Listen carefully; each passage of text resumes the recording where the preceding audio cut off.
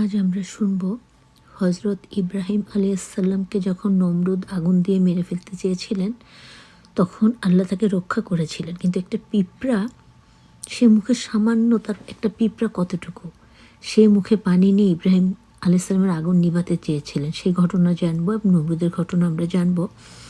আসসালামু আলাইকুম রহমতুল্লাহি ওয়া বারাকাতুহু। আশা করছি সবাই ভালো আছো।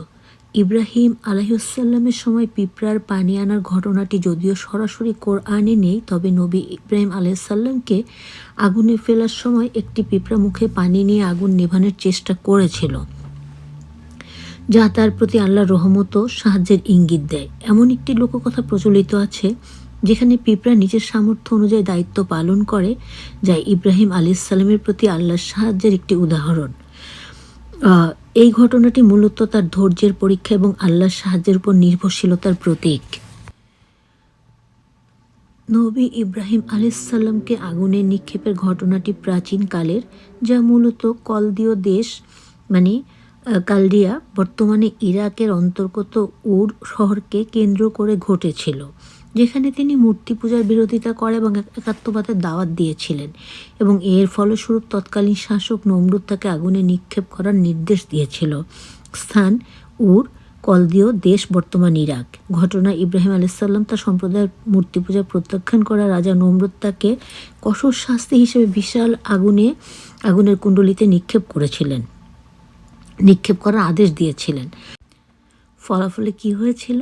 আল্লাহ তাআলার নির্দেশে আগুন ইব্রাহিম আলাইহিসসালামের জন্য ঠান্ডা ও নিরাপদ হয়ে গিয়েছিল। কোরআনের বর্ণনা অনুযায়ী, সুবহানাল্লাহ, আলহামদুলিল্লাহ, লা ইলাহা ইল্লাল্লাহ, আল্লাহু আকবার। এবার আমরা একটু বিস্তারিত জানব।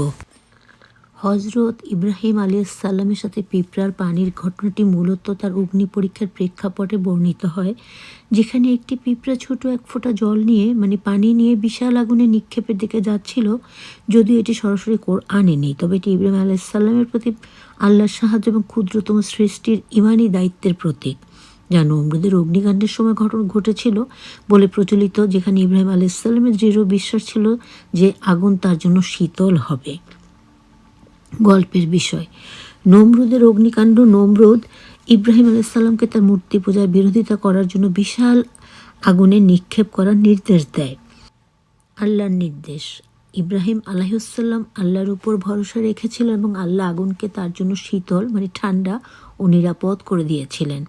পিঁপড়ার ভূমিকা এই ঘটনার বর্ণনা দিতে গিয়ে বলা হয় যে একটি পিঁপড়া এক ফোঁটা পানি মুখে নিয়ে আগুনের দিকে যাচ্ছিল। যখন অন্যান্যরা এর কারণ জিজ্ঞাসা করে, পিঁপড়া উত্তর দেয় যে সে আগুন নেভানোর চেষ্টা করছে, যদিও সেটা খুবই নগণ্য, কারণ একটা পিঁপড়ার মুখের কতটুকু পানি জায়গা দিতে পারে, তবু সে চেষ্টা করছে আল্লাহর নবী ইব্রাহিম আলাইহিসসালামকে বাঁচানোর জন্য।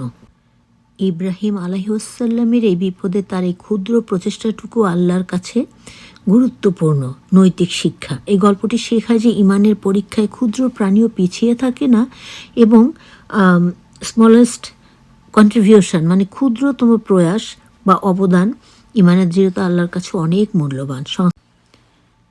মূল কথা হলো, ইব্রাহিম আলাইহিসসালামের সাথে পিঁপড়ার পানির ঘটনাটি তার অগ্নিকাণ্ডের পরীক্ষার সময় তার ইমানি দায়িত্ববোধের একটি রূপক, যা প্রমাণ করে যে আল্লাহ ক্ষুদ্রতম সৃষ্টির মাধ্যমেও তার নবীকে সাহায্য করেছেন। প্রতিটি মুমিনের সামান্যতম চেষ্টাও গুরুত্বপূর্ণ। ইব্রাহিম আলাইহিসসালামকে নমরুদের জ্বলন্ত অগ্নিকুণ্ডে নিক্ষেপ করার আদেশ এবং ছোট্ট একটি প্রাণী পিঁপড়ার মুখে পানি এনে আমাদের ইব্রাহিম আলাইহিসসালামকে বাঁচানোর প্রচেষ্টা ক্ষুদ্র হলেও মহৎ, এটাই এখানে আল্লাহ পাক বুঝিয়েছেন। এই ঘটনাটি আমরা সবাই জানি, আর যারা জানি না তারা যেন আজকে জেনে নেই। এবং আল্লাহ পাক স্বয়ং ইব্রাহিম আলাইহিসসালামের সে আগুনকে শীতল করে দিয়েছিলেন এবং তাকে তিনি আল্লাহ পাক উদ্ধার করে নিয়েছিলেন। আগুন তার কোনো ক্ষতি করতে পারেনি।